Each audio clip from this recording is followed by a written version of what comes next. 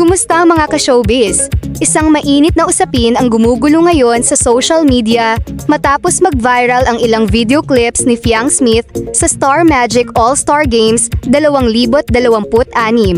Maraming netizens ang nagulat, marami rin ang nagalit, habang ang iba naman ay agad na nagtanggol sa young star. Ano nga ba ang tunay na nangyari? Talaga bang nagalit si Fiang? O may kulang lang sa kumalat na video? Samahan ninyo ako hanggang dulo dahil isa-isahin natin ang mga detalye, reaksyon ng netizens, at ang mga posibleng dahilan kung bakit naging kontrobersyal ang pangyayaring ito. Kumusta mga kaibigan? Welcome back sa ating channel. Kung bago ka pa lamang dito, huwag kalimutang i-like ang video na ito, mag-subscribe at pindutin ang notification bell upang lagi kang updated sa mga pinakabagong balita at showbiz updates.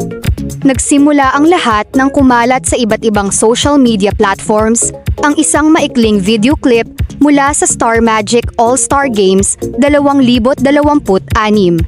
Sa naturang video, narinig umano si Fiang na nagsasalita sa harap ng audience habang tila naiinis sa ilang tao sa paligid. Dahil sa maikling bahagi lamang ng video ang kumalat, mabilis itong pinag-usapan ng netizens. Sa loob lamang ng ilang oras, libo-libong shares at comments ang bumaha online. May ilan na nagsabing tila hindi maganda ang naging tono ng pananalita ni Fiang, habang mayroon ding nagsabi na baka may dahilan kung bakit siya nakapagbitaw ng ganoong salita. Dahil dito, agad siyang naging trending topic sa iba't ibang social media platforms. Hindi nagtagal, nahati sa dalawang kampo ang publiko. Sa isang banda, may mga netizens na nagsabing bilang isang public figure, dapat ay mas maingat si Fiang sa kanyang mga sinasabi, lalo na kapag nasa harap siya ng maraming tao. Ayon sa kanila, maraming kabataan ang tumitingin kay Fiang bilang role model, kaya mahalagang maging maingat sa mga salita at kilos. Ngunit sa kabilang banda, marami rin ang nagtanggol sa young actress. Sabi ng kanyang mga supporters, hindi dapat husgahan ang isang tao base lamang sa ilang segundong video clip. Ayon sa kanila, hindi nakikita sa viral video ang buong pangyayari bago at pagkatapos ng insidente. Marami rin ang nagsabing posibleng may ibang konteksto ang sitwasyon na hindi na ipakita sa mga kumalat na clips. Para sa mga hindi pa-gaanong pamilyar, si Fiang Smith ay isa sa mga pinakasikat na young personalities ngayon. Sumikat siya matapos maging big winner ng Pinoy Big Brother Gen 11 at mula noon ay sunod-sunod na ang kanyang proyekto sa telebisyon, online platforms, endorsements at acting projects. Dahil sa kanyang malaking fanbase, anumang ginagawa o sinasabi niya ay mabilis na napapansin ng publiko. Kaya naman hindi na nakapagtataka kung bakit mabilis ding lumaki ang isyung ito. Sa panahon ngayon ng social media, sapat na ang ilang segundo ng video upang magkaroon ng iba't ibang interpretasyon ang mga tao. Maraming beses na rin nating nakita kung paano nagiging viral ang mga clips na kulang sa konteksto. Kapag hindi nakita ng mga tao ang buong pangyayari, nagkakaroon ng iba't ibang opinyon at haka-haka. Ito rin marahil ang isa sa mga dahilan kung bakit mabilis na naging usap-usapan ang nangyari kay Fiang. May mga taong agad na nagbigay ng opinyon, habang ang iba naman ay naghintay muna ng kompletong impormasyon bago humusga.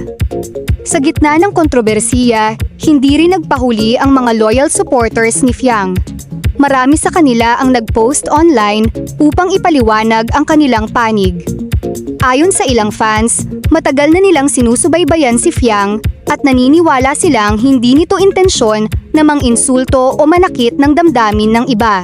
May ilan ding nagbahagi ng mas mahabang videos na nagpapakita ng ibang bahagi ng pangyayari. Dahil dito, lalo pang naging mainit ang diskusyon online. Ano man ang tunay na nangyari, isang bagay ang malinaw. Mahalagang maging responsable tayo sa paggamit ng social media. Bilang netizens, dapat nating suriin ang impormasyon bago agad magbigay ng opinyon. Hindi lahat ng viral videos ay nagpapakita ng buong katotohanan. Minsan, may mga detalye na nawawala na maaaring magbago sa kabuuang kwento. Para naman sa mga celebrities, mahalaga rin ang pagiging maingat sa harap ng publiko dahil anumang kilos o salita ay maaaring mabigyan ng iba't ibang kahulugan. Sa ngayon, patuloy pa ring pinag-uusapan online ang issue. Maraming fans at netizens ang naghihintay kung magkakaroon ba ng opisyal na pahayag si Piang o ang kanyang management tungkol sa kontrobersiya. Habang wala pang kumpletong detalye, mas makabubuting hintayin muna ang buong impormasyon bago gumawa ng konklusyon. At iyan ang pinakabagong update tungkol sa kontrobersiyang kinasasangkutan ni Fiang Smith. Ano ang masasabi ninyo sa isyung ito? Sa tingin ninyo ba ay mali ang naging reaksyon ng publiko? O tama lamang na maging kritikal ang mga netizens? I-comment ninyo ang inyong opinyon sa comment section sa ibaba.